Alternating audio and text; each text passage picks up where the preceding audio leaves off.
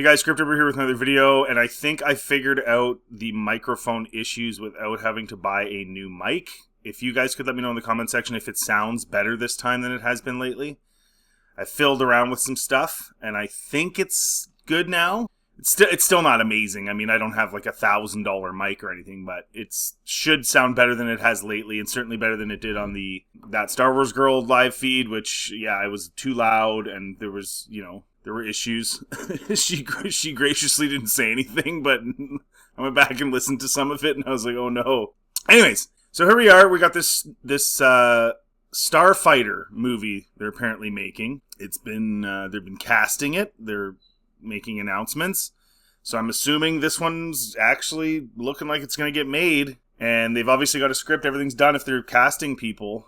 And they're talking about leading directly into the Rey movie, which I think is probably what's going to happen. But there's another issue with this movie that is kind of frustrating already, and we haven't even heard much. Sean Levy's Star Wars Starfighter is actually shaping up to provide an interesting bridge between the old and new era. I don't know how you can come to that conclusion when we know so little about it, but okay. Our first description of what the movie will depict suggests it won't just be a one-off adventure. It may actually set up Rey Skywalker's return to the big screen. That would actually make sense. Use something over here, because if you just have her come out, like, I think she's going to cameo in this movie. Because if you just do a straight Rey movie without that, you risk more.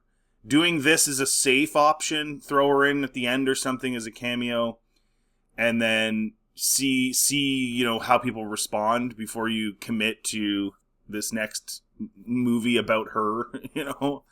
There's no story to tell anyway, because she's just amazing at everything.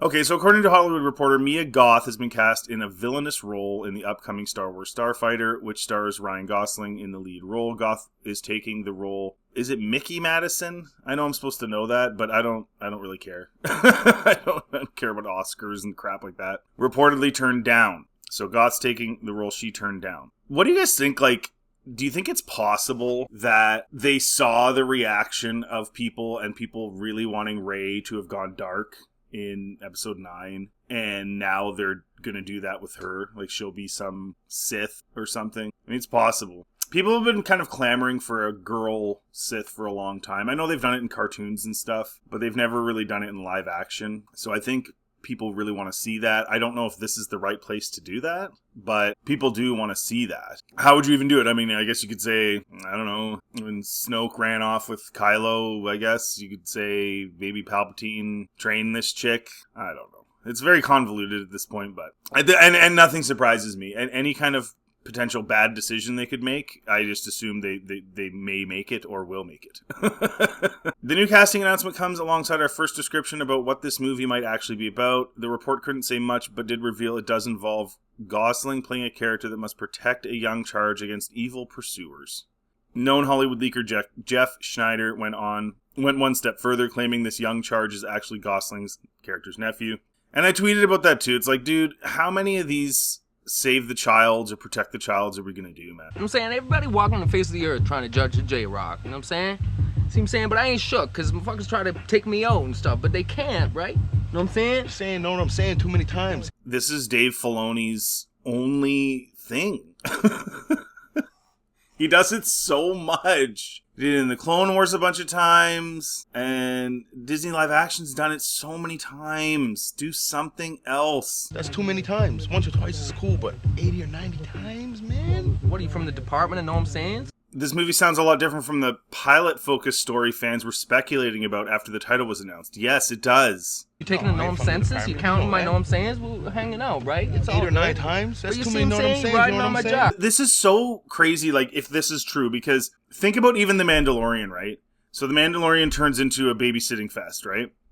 And then we thought it was going to end, and we were very excited about that. But and excited to go into season 3, thinking it was over, that we were going back to bounties. And what made it appealing in the beginning was that we thought it was going to be about bounty hunting, and it was, and then it kind of changed, and it became something bigger, and that was okay. And then we thought it was going to end, and we were excited for more bounty hunting, simplicity, bounty hunting. I don't know why they just didn't do a Boba Fett show if they were going to do this. Put it in the past, before he goes in the Sarlacc pit, because I do not like him surviving the Sarlacc pit. That's lame in my opinion. Same here, right? Like, what do we want to see? We want to see a guy, a pilot, who's a starfighter, and the focus is on him being a starfighter, not on him protecting some kid. But they just constantly do this. Just trying to have a good time, you know what I'm saying? And you're counting my know what I'm saying. How am I supposed to be myself when you're counting my know what I'm saying all the time, you know what I'm saying? I don't know if it's because they think that, like, kids will watch it if they do that. Like, that's appealing to kids. Like, was that appealing to you when you were a kid? I'm trying to remember, like, was I, like, all about having my parents protect me or something, or some adult? Because when we were kids in the 80s and stuff, most of what you got was like the parents are gone and the kids are going and doing stuff, right? And the kids are going and doing stuff and going on adventures without them. So I'm not really sure if that's the thing they're trying to do, is trying to appeal to, you know, parents bringing their kids to watch this kid get saved by this guy. It's okay to do once in a while, but they just keep doing it and it's getting real lame. This is kind of where it gets interesting too, though.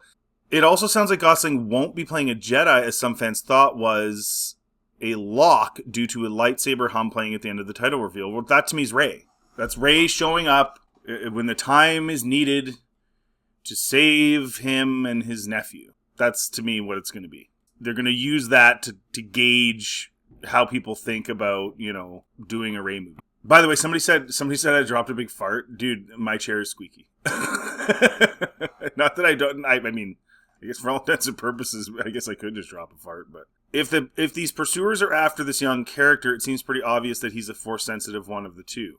I guess, you know, that kind of links up with Jedi Fallen Order and Survivor and the Holocron and how it has a list of all the Force-sensitive kids and where they are and all that stuff. I don't know. Just do it about starfighting. Stop making it about Force-sensitive kids. 8 or 9 times? That's too many, know what I'm saying? Riding on my job. Boring. This plot is nothing new for Star Wars. Protecting, escorting young, powerful characters describes the plot of every season of The Mandalorian, Obi-Wan Kenobi, Skeleton Crew, and arguably The Phantom Menace.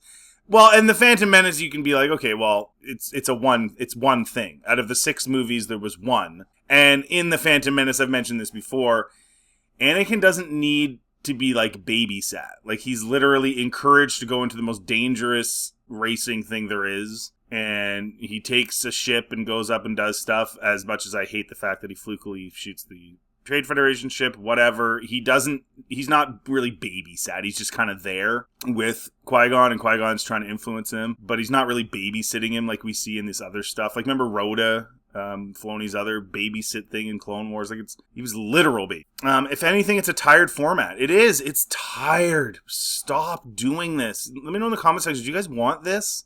Another Protect the Child thing? Or would you have rather seen Ryan Gosling as like a super crazy cool pilot who goes on some other adventures and, you know, yeah, sure, you could have it linked to Rey if you want, but without the whole child thing, right? You could have him run into a Jedi, but without the whole Protect the Child thing. Maybe do something else. While Levia-tested, Starfighter would be a standalone adventure, not a spin-off, sequel, or prequel of anything. This plot description seems to confirm it will at least somewhat set up Rey's upcoming movie, New Jedi Order. Starfighter is set after the sequel trilogy. If you have a Force-sensitive child being delivered somewhere, it's most likely going to be wherever the next Jedi Order is being established. Wait, so this person thinks that maybe it'll be just like The Mandalorian, where he's looking for a Jedi to give his nephew to. If they do that, oh man, that's bad. They're completely devoid of ideas if they do that. But I wouldn't put it past them. How could you? If this is truly the plot of Starfighter, it has quite the task ahead of it. It must find a way to differentiate itself from the other projects with similar plots and find a way to balance between being a standalone movie and setting up the new future of the franchise. Hopefully Sean Levy is prepared to thread that needle. No, none of them are. None of them thread any needles. The only thing that's kind of cool about this article is that we're getting a female villain, but we already knew that. What do you guys think in the comment section? Are you excited for another babysit thing? Do you think they're going to just do the same thing again? He's got to find a Jedi? I mean, what else is there to do? He's Force-sensitive nephew. What do I do with him? Well, I guess the best thing to do is find other Force-sensitives. Anyways, let me know in the comment section what you think. If you like this content, please like, subscribe. It always helps the channel. Feel free to check everything else on my channel. Have yourselves a really good day.